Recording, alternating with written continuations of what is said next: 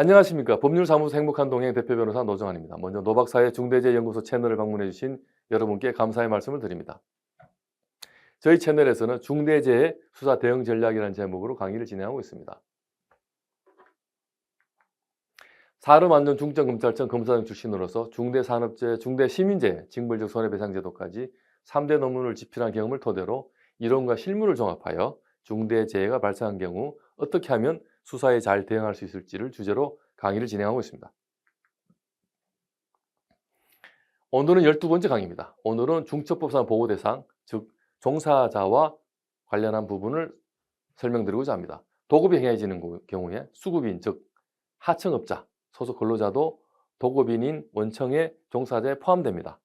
그런데 하필이면 하청업자 자신이 사고를 당한 경우에도 중대재해에 해당할까요?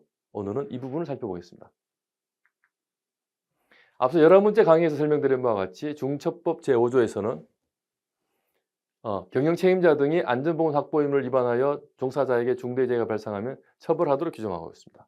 종사자 개념은 중첩법 제2조 제7호에서 상세 규정하고 있는데 오늘은 다목과 관련한 사항입니다. 여러 차례 도급이 행해지는 경우에 각 단계의 수급인, 각 단계의 수급인과 근로관계에 있는 사람 또는 대가 목적으로 노무를 제공하는 사람도 종사자에 해당됩니다. 쉽게 말해서 수급인은 하청업자를 의미하겠죠. 수급인과 그 근로자, 종사자도 하청업자인 도급인의 종사자에 해당한다는 그런 취지인 것입니다. 그런데 여러분, 산안법은 제63조에서 도급인은 관계 수급인의 근로자에 대해서만 안전조치 의무가 부과되어 있습니다. 따라서 산재사고 발생 시 이때만 처벌하도록 규정하고 있습니다. 산업법상 관계 수급인, 하청업자 자신은 중첩법에서 규정하는 각 단계의 수급인과 정확하게 일치되는데 산안법은 관계 수급인이 재해를 당하더라도 도급인인 원청 회사에게 산업법상 책임을 인정하지 않고 있습니다. 그리고 판례도 이러한 산업법의 규정에 전적으로 동의하는 해석을 하고 있습니다. 즉 하청업자의 근로자가 아닌 하청업체 대표 본인이 사고를 당한 경우 산업법은 보호 대상에 포함시키지 않는 것입니다. 그런데 중첩법은 종사자 개념에서 마치 각 단계 수급이라는 표현을 써서 보호개체인 종사자에 포함되는 것처럼 규정하고 있습니다. 과연 중첩법으로 처벌받아야 될까요? 이것이 문제입니다. 그런데 여러분, 중첩법 제5조 도급 등 관계에서의 안전보건 확보 의무에 대하여 어떻게 규정하고 있느냐? 원청이 제3자에게 도급 등을 행한 경우에는 제3자의 종사자에게 중대산업재해가 발생하지 않도록 안전보건 확보 의무를 이행해야 한다라고 규정하고 있습니다. 즉 도급인에게 제3자인 하청업체 본인을 제외하고 그 사람이 데리고 있는 제3자의 종사자만을 보호 대상으로 안전보건 확보 의무를 부과하고 있는 것입니다.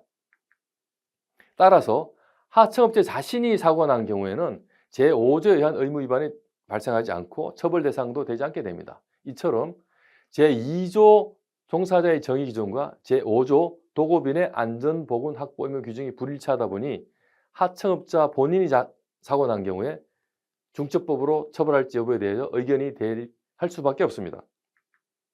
좀 더 구체적으로 사례를 살펴보겠습니다. 이 사례는 실제로 발생한 사건 사고를 간략히 재구성한 것입니다. 원청건설회사가 창호 시공을 하청업자에게 하덕을 주었습니다. 하청업체 대표가 인부 수명과 함께 창호 작업을 하다가 그날따라 그 아래층에서 이미 시공했던 공사 현장을 둘러보고 싶어서 둘러보다가 추락하여 사망한 사고입니다.